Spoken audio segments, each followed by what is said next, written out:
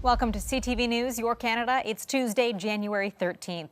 We'll bring you profiles of fascinating Canadians and stories about your community. Thanks for watching. Honoring a person who connected a community. Leafs center Bobby McMann wearing a safety vest as he arrived at Scotiabank Arena Saturday night. The vest belonged to a lifelong Leafs fan who died tragically just days earlier. Kevin Wilson. He's a cart guy at Loblaws that I would go to all the time. 48-year-old Wilson was in charge of shopping carts inside the Loblaws at Lakeshore and Bathurst downtown. But he specialized in kindness and connection with nearly everyone who walked through the door. Just a really good spirit, really good person. Affected a lot of people positively, I think, when they walked into that place. Inside his place of work, customers are placing flowers, notes, and Maple Leafs memorabilia, as many describe Wilson the same way. Every time somebody came in, he made their day. He spoke to probably every customer that came up the escalator, including children in strollers. He was always smiling from year to year. He had charisma. He had a kind of personality that was outgoing, and you could see the goodness within him. Wilson died suddenly in hospital on January 8th. The cause has not been made public. He'd been working at Loblaws for 5 years, and in that time became a fixture with both customers and co-workers. I have no words because I'm so heartbroken. Like, it devastates me. And I don't think he even realizes how much people loved him. Making every day a little brighter with a little connection, especially with those who love the Leafs. You give me a fist bump, talk Leafs, literally every time. This man, my boy Kevin, might have been legitimately the biggest, most diehard fan in Leaf Nation. That includes Frank Krupe, known online as Hockey Illuminati, who dedicated a post to Wilson last week. But his favorite Leaf was Bobby McMann, who would also pop in to the Loblaws every now and then. He got a photo with him one time. He was so excited to show it to me. McMann asked the store if he could borrow one of Kevin's vests and a name tag. Always had positive things to say, so I just wanted to honor him. A GoFundMe page to cover funeral costs has already exceeded $20,000. And though he may never know how far his kindness reached, now many more know who Kevin Wilson was. A man who made a community through kindness. Sean Leathong, CTV News. Students pollinate tomatoes right beside books in École Leblanc's library. Cucumbers, fine herbs, and lettuce also grow here. The high school in eastern Laval is home to 20 hydroponic towers. Quand on prend soin des plantes, on pense plus à l'école, aux examens. Ça fait du bien de juste changer de sujet. Teachers created the project in 2019 as a way to introduce teenagers to urban agriculture. J'aime beaucoup travailler manuellement avec les élèves. Mathieu Pelland says it's rewarding when students who struggle in school get involved and see results. Around 60 students work with horticulturist Justine McLaughlin. She's from a community organization called Coalition de l'Est. They help me with the harvest.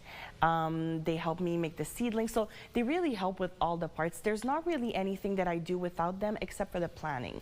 Laval's public health department funds the project, part of their initiative to promote mental health and prevent addiction among students. When the school approached us with this project, it was obvious that it was going to be part of our action plan. Some things grow faster than others. McLaughlin says it takes 7 weeks for lettuce to go from seed to harvest.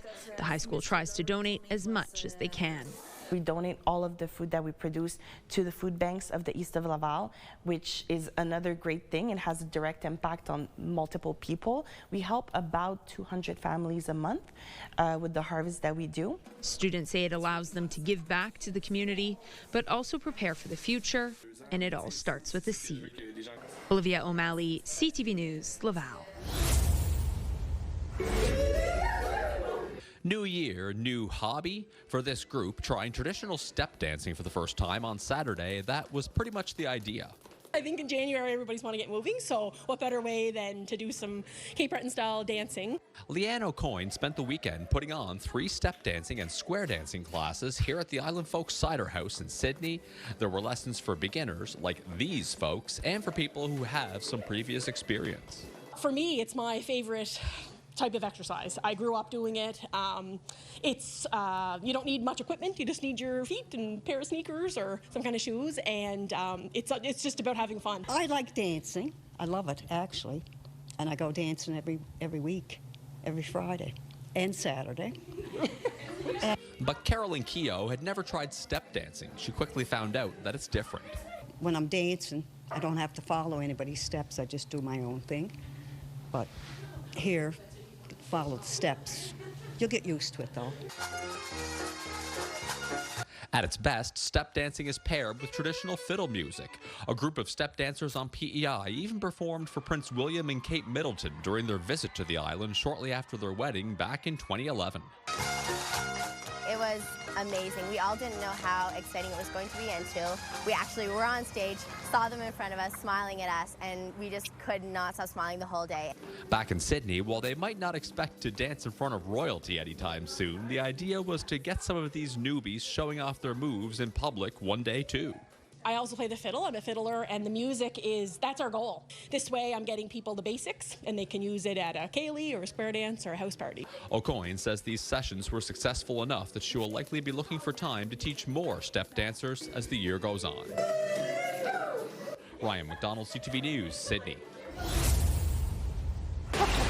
Valerie Elliott is an Ottawa native, now living in British Columbia. She can understand why her hometown is among the world's best. I think it's a marvelous city. I grew up here. I love it. And I have so many memories here. Ottawa named the best city in Canada, according to a survey done by Numbeo's Quality of Life Index, ranking Canadian cities on what affects daily life.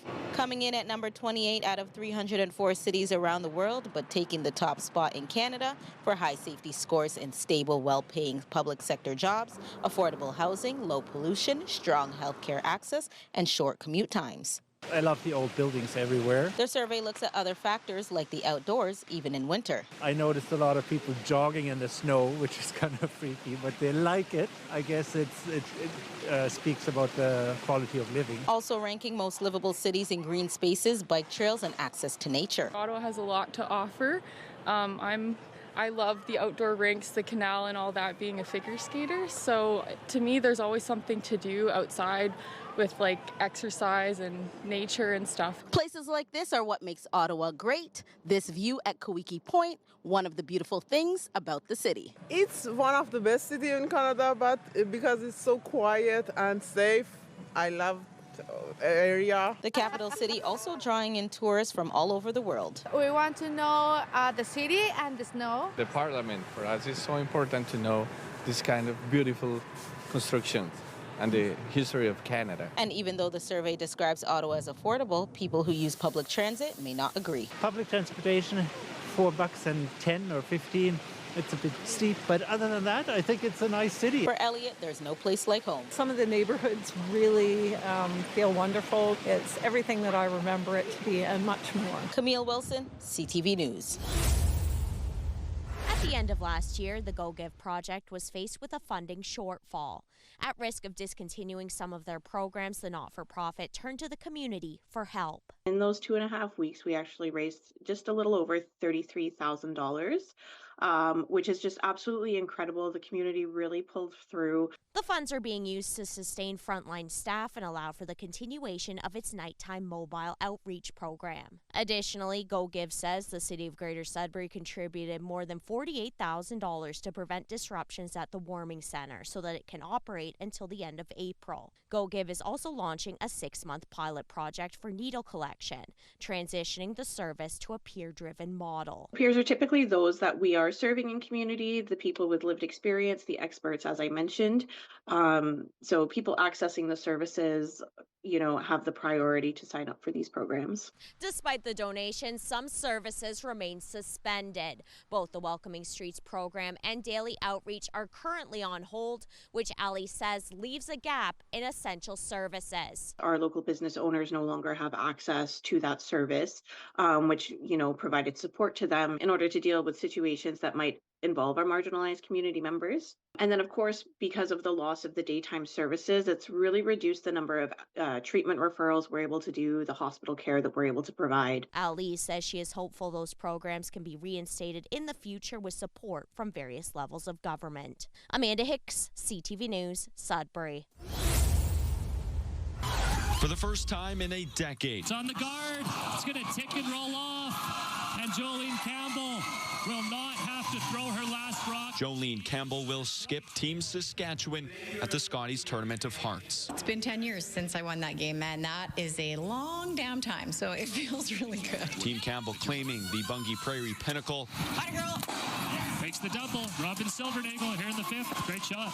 Defeating Janet Tisdale's rank in Sunday's finale. I think all of us just worked really well as a unit and did our jobs really well and just played like a team. The Scotties will be Campbell's 6th appearance in the national championship, doing so 3 previous times as an alternate and most recently as a third for Team Kerry in 2022. It's what we've wanted to do since we all were kids. It's why I still play the game, and I'm just ecstatic. Could not be happier. And on the men's side, Final stone, 10th end.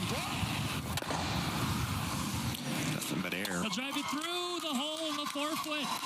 Kelly Knapp is going to steal. Kelly Knapp is back on the throne, taking down the defending champion, Rylan Kleider. It feels even better this time, honestly. I just know the work we put in this year and just how well we've been playing. Knapp having to beat Kleider twice in the playoffs en route to the SaskTel Tanker Championship. Close. Go, go, go, go, go, go. Out the back. Knapp's second title in 4 years after he last won in 2023. Just build off of what we learned in 2023, and like I say, I just feel more prepared myself too. Like we can go and give it a good run at playoffs again. Valuable experience. Soon to be Briar rookie and lead Matt Ring says he'll rely on. Honestly, I don't think it's sunk in yet. Yeah, first tankard final for myself. Really relied on the guys' expertise and experience. It helped a lot. The 2026 Montana's Briar goes February 27th to March 8th in St. John's, Newfoundland, while the Scotties Tournament of Hearts goes January 23rd to February 1st in Mississauga, Ontario. Donovan May, CTV News, Melville. Seth Rogen. For Vancouver's Seth Rogen, winning Best Actor in a Comedy or Musical at the 83rd Annual Golden Globes was a life-imitating art moment. This is so weird. We just pretended to do this. And now it's happening. His show, The Studio, also won Best Comedy or Musical. Steve Martin, Martin Short especially, I remember growing up watching you guys my whole life thinking one day I'm going to beat them. Rogen says people are now asking to be on the show, and award shows are a good place to find guests. K-pop Demon Hunters! Born in South Korea, K-pop Demon Hunter creator and co-director Maggie Kang moved to Toronto when she was just 5 years old. Now she's the Golden Globe winner for Best Animated Film. Thank you to the Golden Globes and for everyone who believed that a movie so deeply rooted in Korean culture could resonate with a global audience. The Sheridan College graduate says the now-hit film was 7 years in the making, and within 2 months after premiering in June, K-pop Demon Hunters became Netflix's most-watched film of all time. And its Golden Globe award-winning song, Golden, landed at _1 on the Billboard Hot 100. Through this film, we really wanted to depict female characters the way that we know women, which is really strong and bold, really silly and weird, and really hungry for food, and sometimes a little thirsty. Best Actor winner in a comedy or musical, Timothée Chalamet gave a shout-out to his Canadian co-star, Kevin O'Leary. Here he is the host on Dragon's Den. South of the border, he's a shark. If you would have told me when I was 19 years old, I'd be thanking Mr. Wonderful from Shark Tank. All right, you're laughing, so I got away with that. Thank you, Kevin. And can they get any hotter? The stars of the new Crave hit hockey romance, Heated Rivalry, came to play. Just take a deep breath and picture everyone in the audience. You know. Crave is a division of Bell Media, as is CTV. Hi, moms. Hi, daughters. We will be seeing each other a lot. Yeah. Andrea Case, CTV News.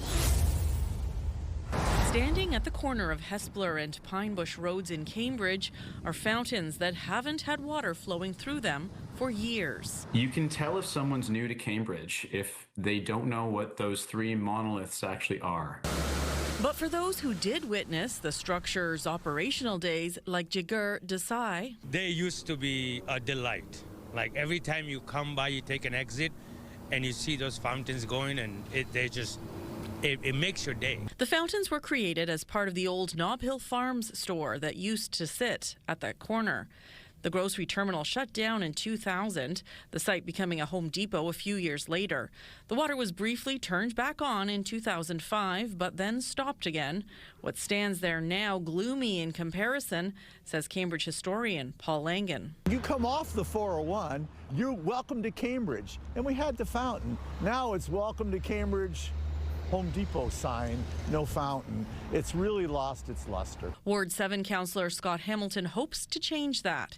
He's preparing a motion that, if passed, will ask city staff to look at a potential partnership with Home Depot to get water flowing through the three towers again. They were built really to unite Preston, Galt, and Hespeler, because it's at that one spot where all of those key areas of the city are supposed to come together as one. This is not the first effort to try and get the fountains turned back on again. The late councillor Frank Montero tried as well. He had looked into revitalizing the fountains back in around 2017, 2018.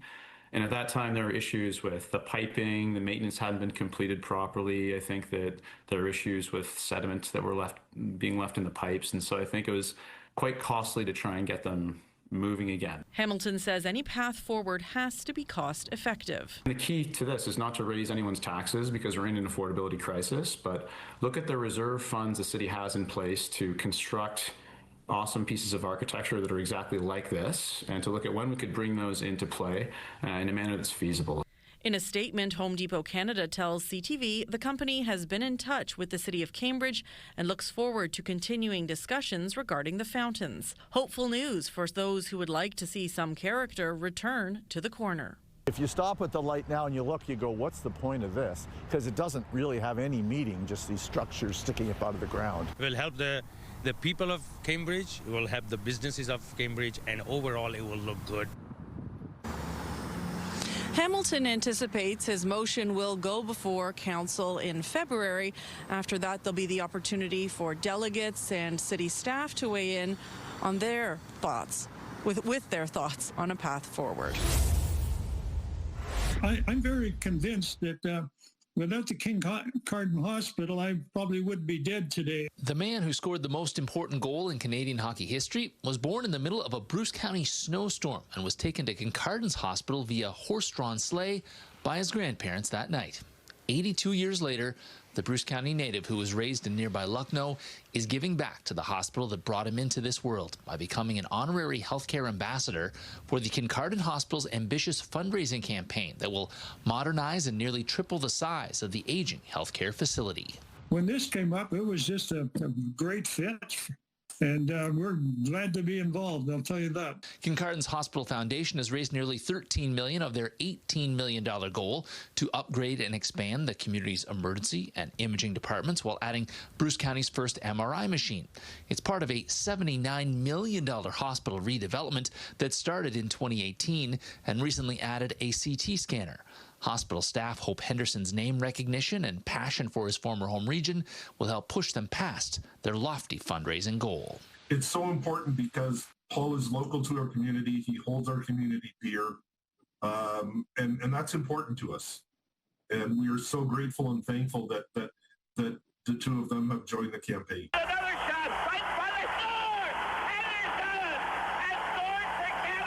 Not only have Henderson and his wife Elmer put their names and dollars behind the campaign, they'll be immortalized inside the hospital renovation with the Paul and Elmer Henderson Quiet and Comfort Lounge, a place for physicians and family members to privately discuss loved ones' diagnoses. Especially for people that are hurting. That's what we've thought. We'd really like to have a place that, when you got somebody in the hospital, you know whether they're going to live or not, and you could go into this room. Henderson says he's ready to do whatever he can to get Kincardin over its $18 million fundraising goal. He says he visits back home religiously, and Bruce County still holds a special place in his and his wife's hearts, and always will. I'm very proud of it. When people ask me about it all the time, I'm quick to tell them where I came from. A lot of great memories. In Bruce County, Scott Miller, CTV News. This is a little different from traditional alpine skiing. I like racing against people because it's better than just racing by yourself because you have people bumping into you and it's better, more competition, I would say. The Sunridge Alpine Ski Team is hosting its annual ski cross race at Sunridge Ski Resort. In ski cross, 4 athletes compete against each other at the same time. It's definitely different for them because now they have, another athlete right beside them, basically, barreling down the track at just, trying to go as fast as possible. Sherwood Park's Peyton Andrews is one of 90 skiers slated to hit the slopes this weekend. This is her 5th year competing in the race. In 2024, she won the competition within her age group. I enjoy doing this because the community is great here. Everyone is supporting each other, and the course is really fun to go down and compete against others. Another Edmonton area skier also has high praise for the community. The people around you, everyone's super nice, everyone's really supportive. It's a really good team environment, especially for an individual sport. And also just the competitive nature of it is just there's just something about it that I haven't experienced in other sports that I've played. Competition heats take place on Saturday throughout the day, with finals taking place on Sunday. There is really good competition here today, and this weekend I think it's going to be a tough match, but I think I'll be up there. The event is open to spectators and free of charge. Merrick Takash, CTV News, Edmonton. Before they embarked upon this beach, Anita Coleman dressed her dog in denim. Well, I sewed on the flames and the dragon. And molded his hair into a mohawk. So he looks like a tough little dude. And like the pups named Bean, but looks nothing like one, Anita's searching for things that seem like something else. Noses, heads, ears. You never know what you're going to find. To appreciate her perspective, we need to go back to when her younger self drove from Quebec to California. I really wasn't focused on a career. I was just traveling. I was just living life. But what Anita really wanted to do was draw. So the single mom sent some of her sketches to Hallmark Cards and got hired. I just started dancing around the kitchen with my son, and I was singing, "We're in the money." Anita spent the next 30 years illustrating countless thousands of humorous greeting cards. And she says, "Do I have something in my teeth?" Learning to be inspired by quietly observing even the most mundane of moments. Even if you're not feeling so great, you still have to produce. Which resulted in her mastering the art of seeing the positive possibilities in everything. This hinge would be good wings. Well, now that Anita's retired from drawing characters on cards, she's focused on constructing them out of those random things she finds on beaches and in thrift stores. Some people, I guess, like shopping for shoes. I like shopping for junk.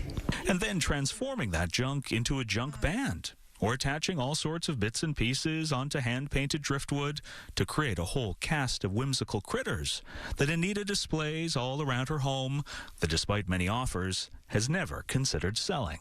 They're my family and my friends. I like having them around. Their presence comforts me. And perhaps reminds the rest of us that if we take the time to observe the world around us, we just might find every element we need to turn the ordinary into something extraordinary. Adam Sawatsky, CTV News, Esquimalt.